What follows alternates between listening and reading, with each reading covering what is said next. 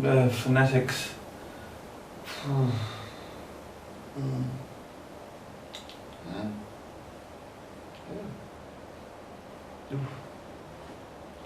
You know, the world of English is a fun and exciting place to be. I'm so glad you could join me for another lesson.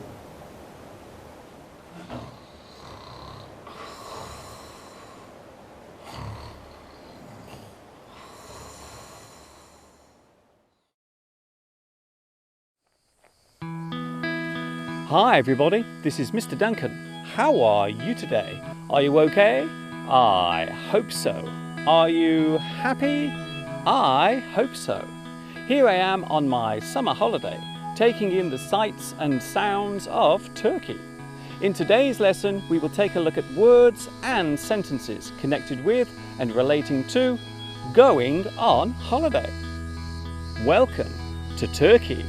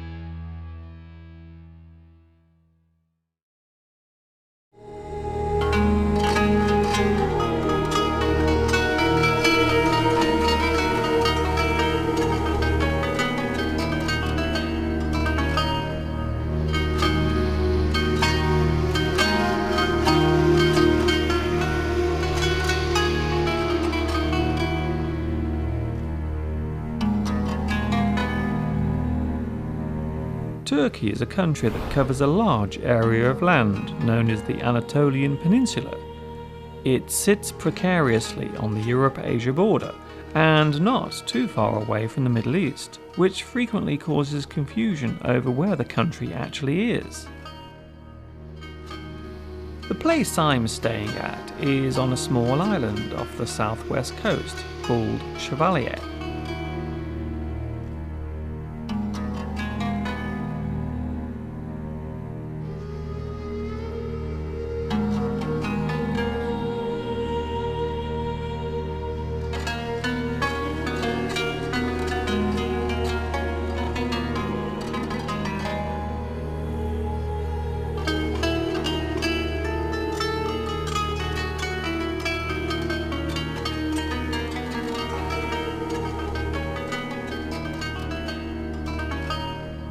Ancient history records Constantinople as the centre of the Roman Empire, and of course Turkey is the birthplace of the Ottoman Empire, whose formation occurred towards the end of the 13th century and continued to be there right up until the early 1900s.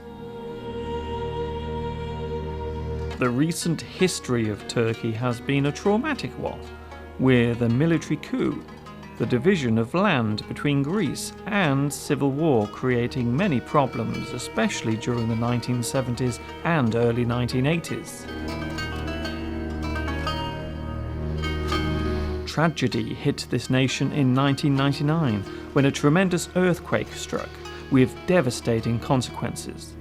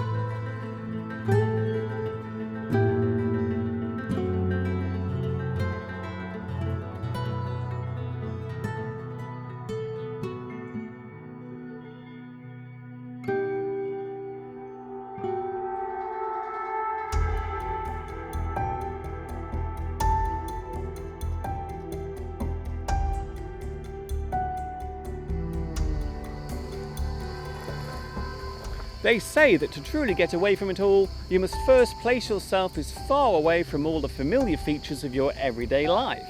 You should endeavour to escape the day in, day out routine and shake off the shackles of the rat race existence. Taking a holiday gives your mind a chance to ease its daily burden and your body a well-deserved opportunity to fully relax itself.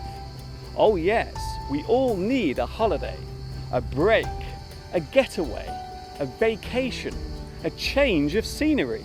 We all need to get away from it all from time to time.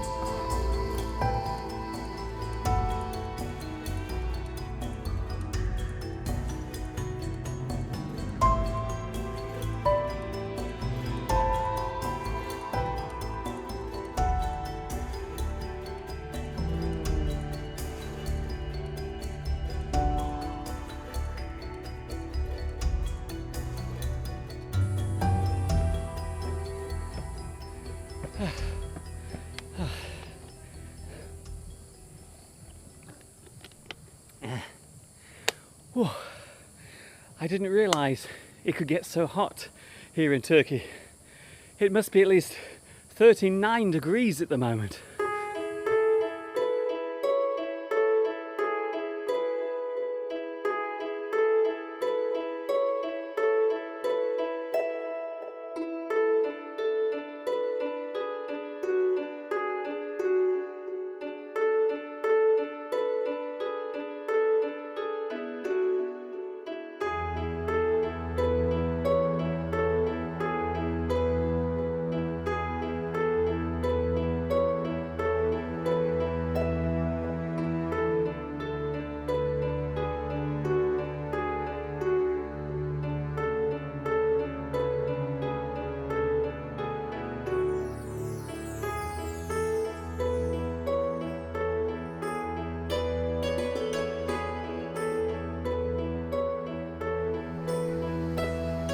In English, the place you travel to is your destination.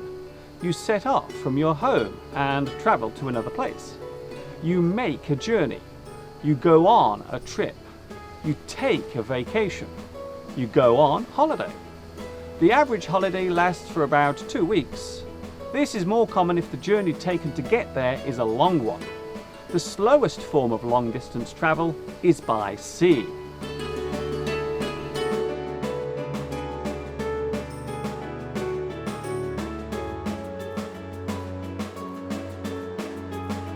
The fastest form of transport is, of course, the aeroplane. These days it is common for those going on holiday to fly, even if they are travelling within their own country.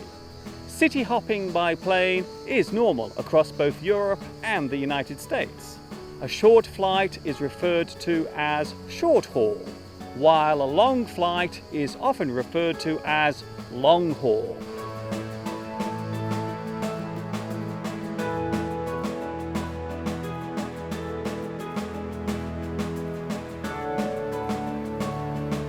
A plane trip can take anything from a couple of hours with no stops to a couple of days with many stops. Some people find flying less enjoyable these days. The long delays at airports and the many security checks that passengers now face have combined to make travelling by plane much less of an adventure than it used to be.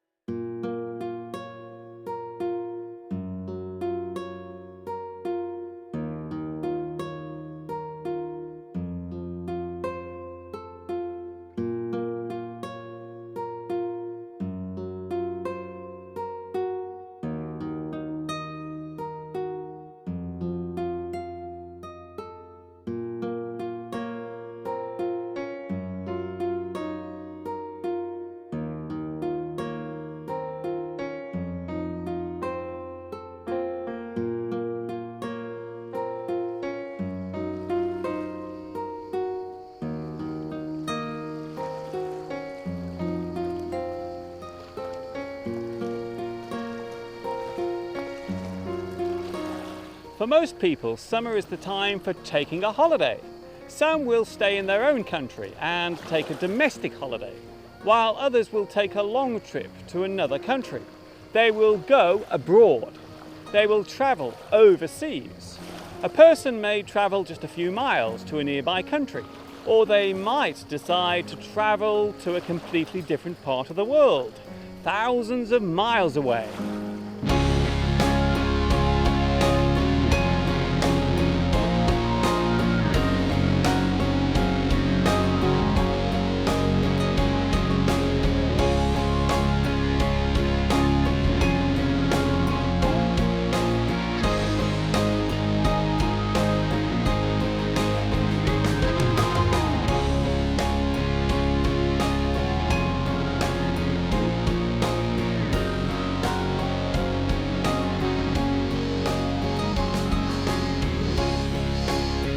There are many different types of holiday which can be taken.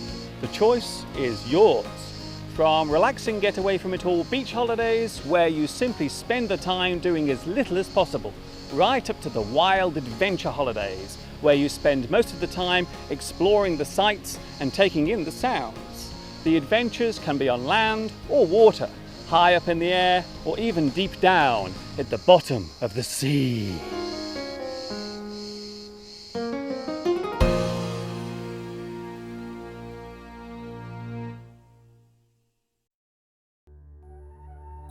After spending so much time on the small island, I have decided to take a boat trip across the bay to the nearest port on the Turkish mainland, called Fethiye.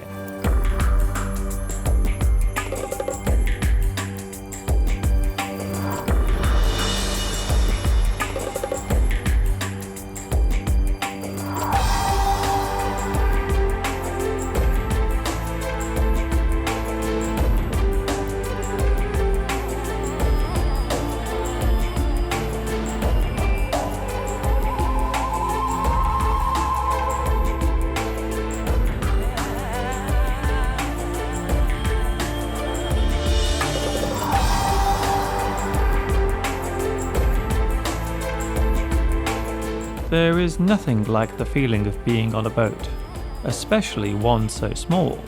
You certainly feel the force of each wave as one by one they lash up against the hull.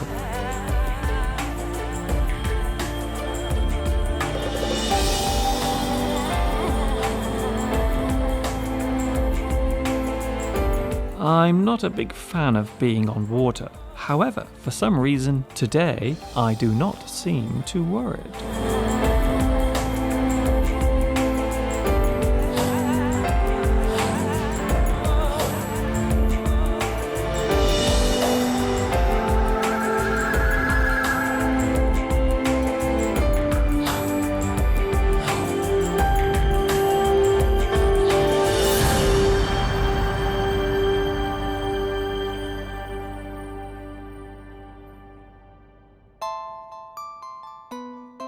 Fethiye is a small bustling market town.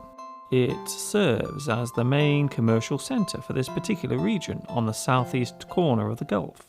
From here you can take a sightseeing boat trip or go on a deep sea diving adventure. The town attracts hundreds of tourists a week to its small shops and gift stalls.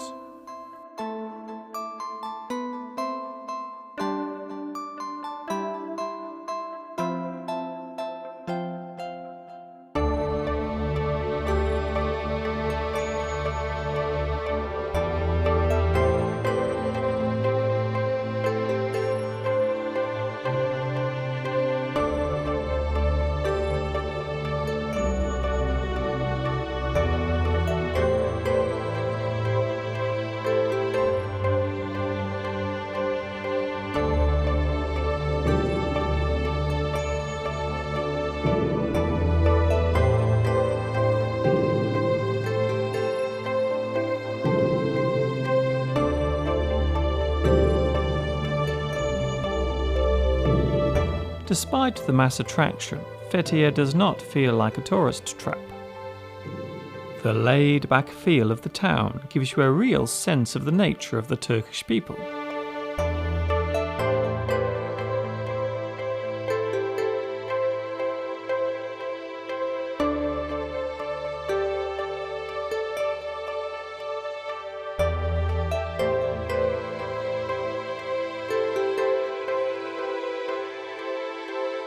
There are plenty of places to eat, with cafes and restaurants serving all types of food, including a full English breakfast. Talking of food... Surely one of the best parts of taking a foreign holiday must be sampling the local cuisine, tasting the local food.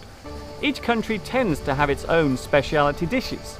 Some countries have become connected to certain types of food and drink. For example, Italy is known for its pasta dishes. France is known for its fine wines and high-class restaurants. Turkey is well known for its meat dishes, such as kebabs. When people talk about English food, they often mention fish and chips. What type of food is your country famous for?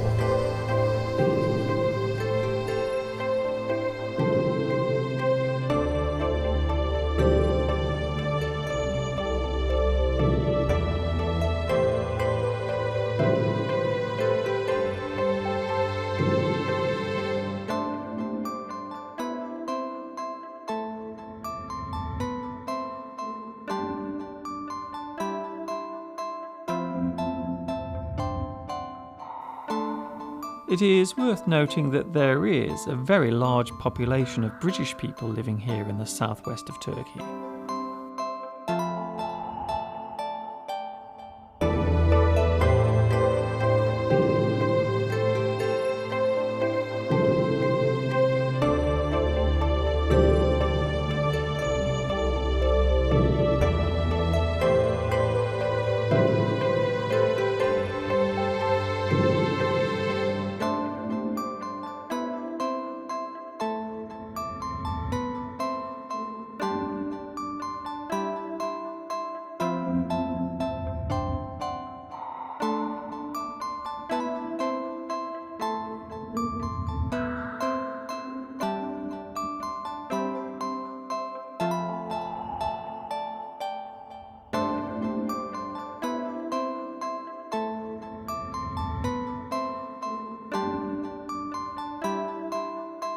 So now it is time to take the short trip back to my little island for a well-deserved rest.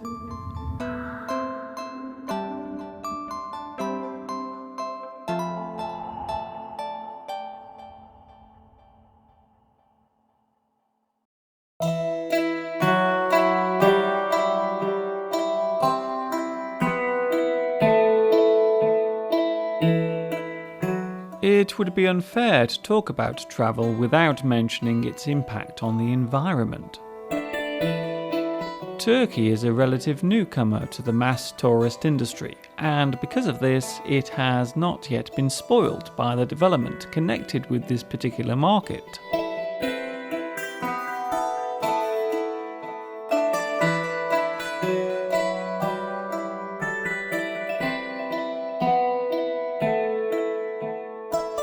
There are still many parts of this country which have managed to remain relatively untouched by progress.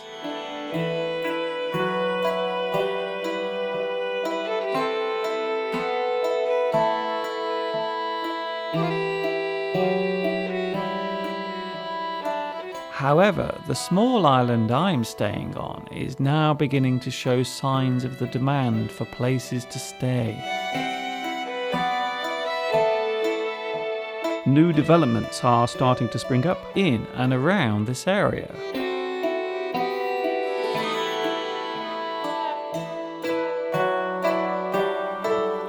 Fortunately, it is still being kept under tight control.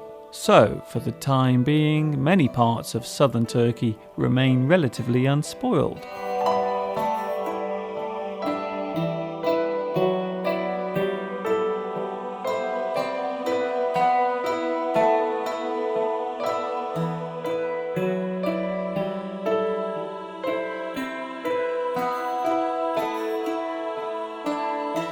The island I'm staying on, Chevalier, is steeped in history. The ruins of Roman settlements are scattered along the coast of the island, with some now hidden beneath the water.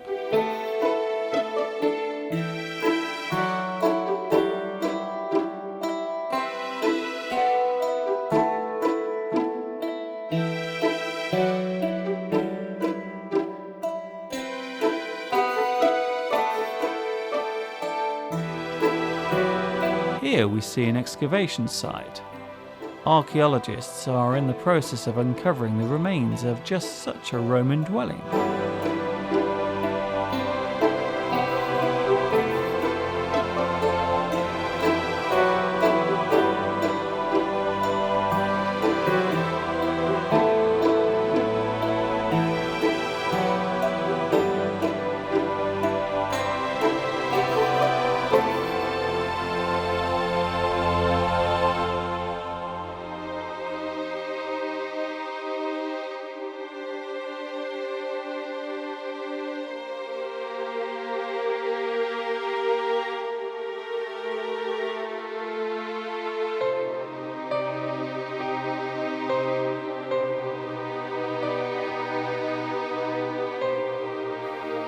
Some ruins from not so long ago now.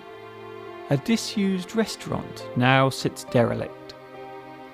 It would seem that this small island could not sustain such a business, although that could all change in the future as more people come here.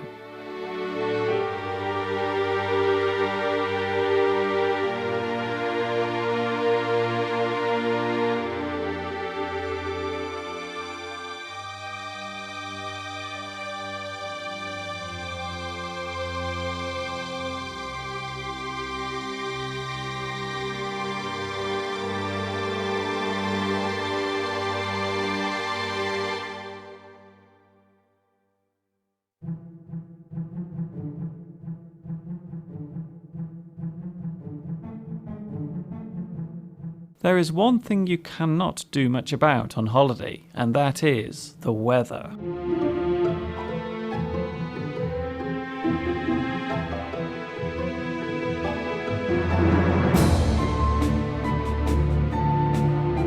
Fortunately, storms like this one are not common during the summer in Turkey. The tourist season here tends to be between April and October, with June to August being the hottest time, when the temperature can reach 40 degrees.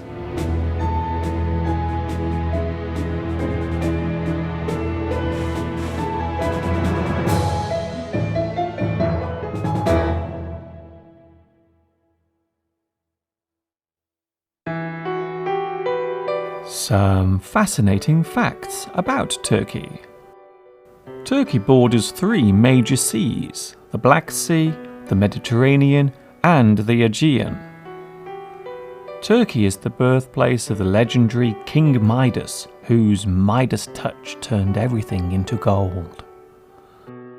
Turkey has 70% of its population under 35 years old. Turkey is the original destination of the most celebrated and romantic train, the Orient Express. Turkey provides 70% of the world's hazelnuts. Turkey was the centre of 2 major empires in history, the Byzantine and the Ottoman empires. The famous Grand Bazaar in Istanbul is over 650 years old and is made up of 64 streets. Turkey has a population of 70.4 million people.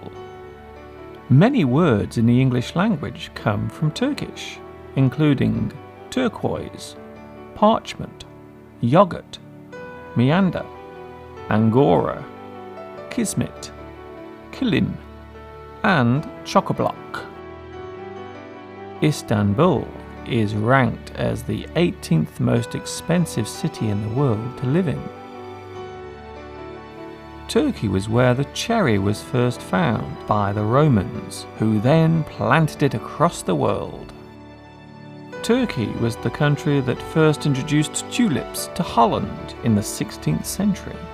The tulip is Turkey's national flower.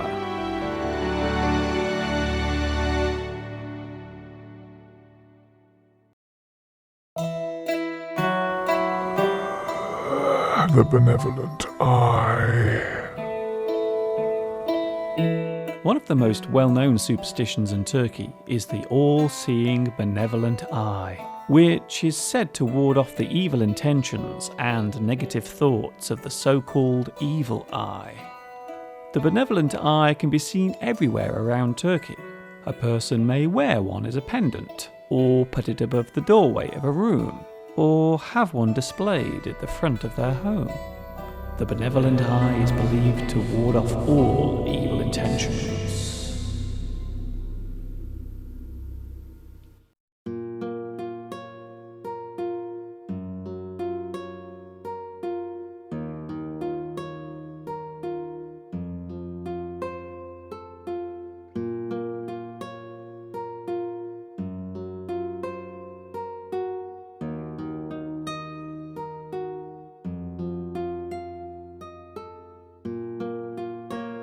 One of the most enjoyable parts of travelling to any place is, of course, taking in the sights and enjoying the scenery. The small island I'm staying on gives you just such a chance. First of all, there are no roads here, so all travelling on the island must be done on foot. A slow walk from one end of the island to the other takes around 40 minutes, and the more adventurous can swim right around the island in just under an hour.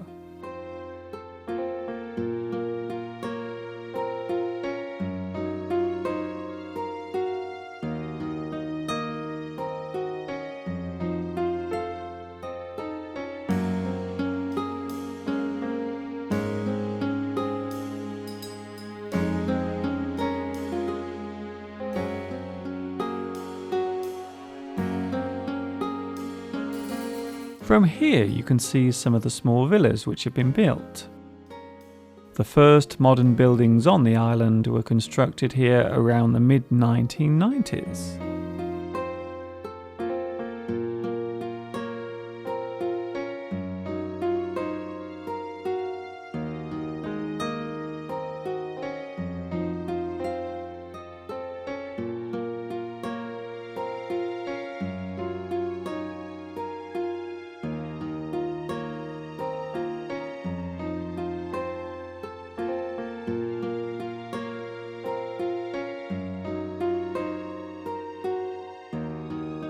From here we can see the Turkish mainland and the town we visited earlier, Fethiye.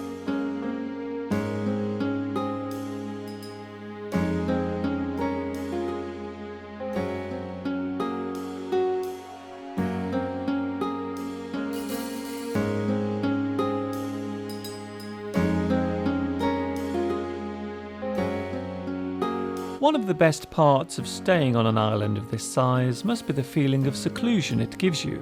Sometimes it is good to be isolated from others for a while.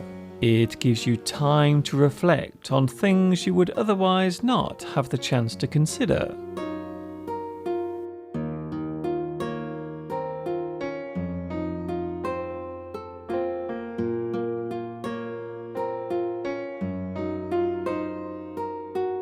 Of course, living in isolation does have its downside. There are no shops on the island, and all supplies must be brought over by boat.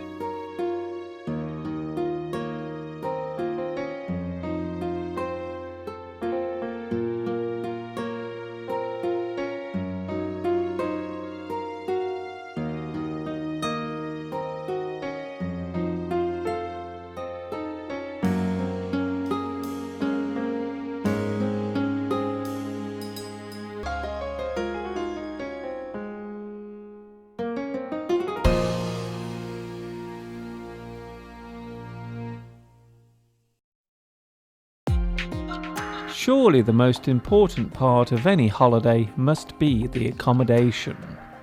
You can stay in a hotel and have all your meals included in the price. This is called full board. You may only want breakfast included in a deal. This is known as bed and breakfast. You may decide to rent accommodation, such as a small villa, and make your own meals. This is called a self-catering holiday.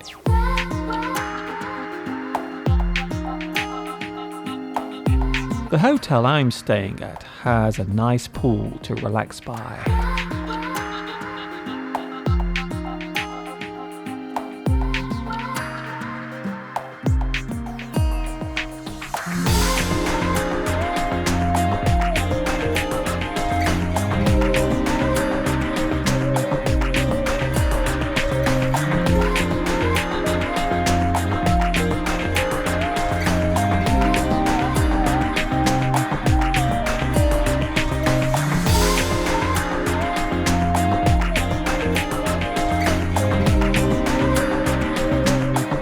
For the more adventurous, there is a jetty for those who want to be nearer to the sea. From this point, you can enjoy all of the maritime sights. The word maritime refers to anything sea-related or an activity done on the sea.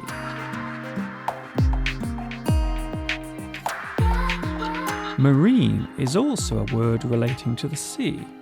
We often describe all things living in the sea as marine life.